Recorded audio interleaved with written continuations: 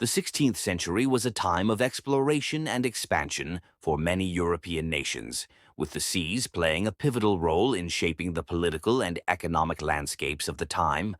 Among the many regions that drew European interest was Newfoundland, a remote island in North America known for its incredibly rich fishing grounds.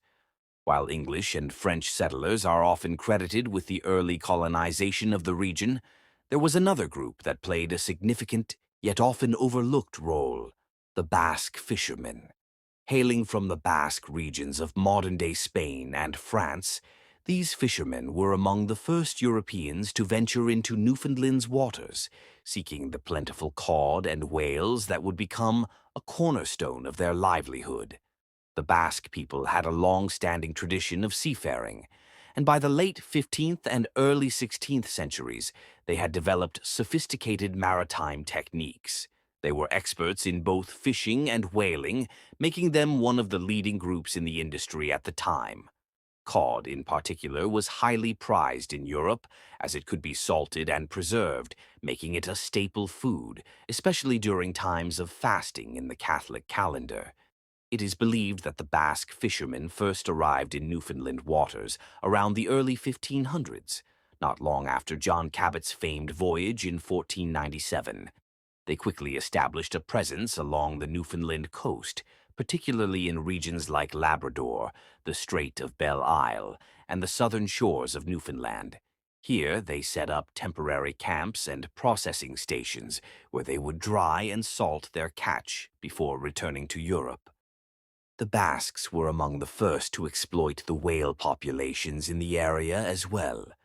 Whales were a valuable commodity, providing oil that was used for lighting lamps and as a lubricant, along with other byproducts such as baleen, which was used in various products from corsets to umbrellas.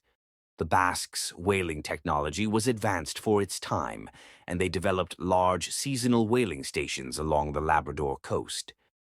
As the Basques continued to prosper in Newfoundland, word of the region's abundant resources spread throughout Europe, attracting the interest of other nations. By the mid-16th century, English and French settlers began to arrive, seeking their own piece of Newfoundland's rich fishing industry. The arrival of these settlers led to increased competition for the best fishing grounds and coastal access, which had previously been dominated by the Basque fishermen. The Basques, who had no formal claims to the land but had long relied on the region's resources, suddenly found themselves in direct conflict with the new settlers. These clashes were often violent, as each group sought to control the most productive fishing areas.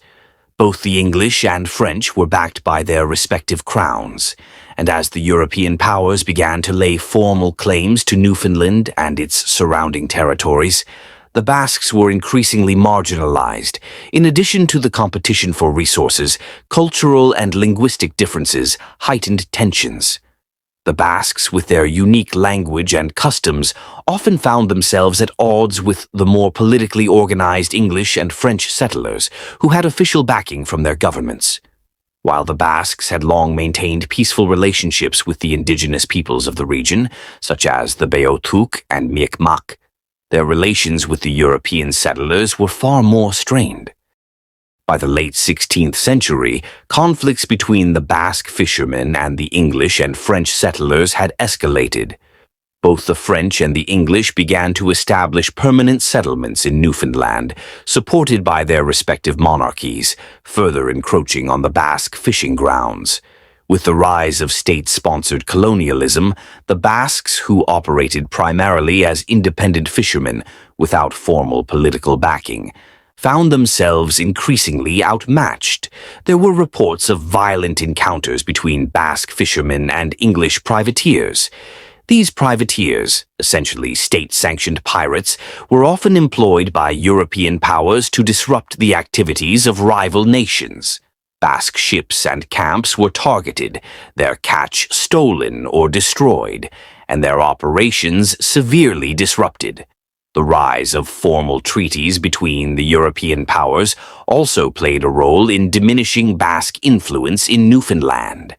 By the 17th century, the Treaty of Utrecht in 1713 and other agreements had effectively divided the Newfoundland region between the French and English, leaving little room for the independent Basque fishermen who had once thrived there.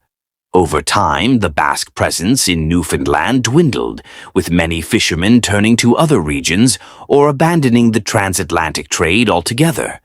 Despite the decline of Basque influence in the region, their legacy in Newfoundland remains significant. Archaeological evidence of Basque settlements and whaling stations has been uncovered along the coast, providing insight into the scale of their operations.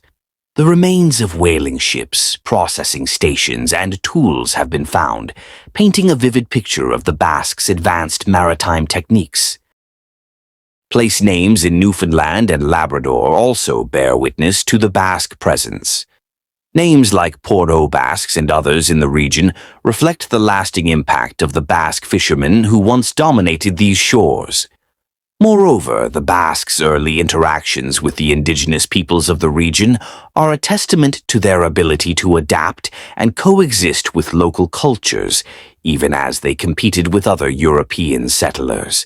The story of the Basque fishermen in Newfoundland is a reminder of the often overlooked contributions of smaller, less politically powerful groups in the grand narrative of European exploration and colonization.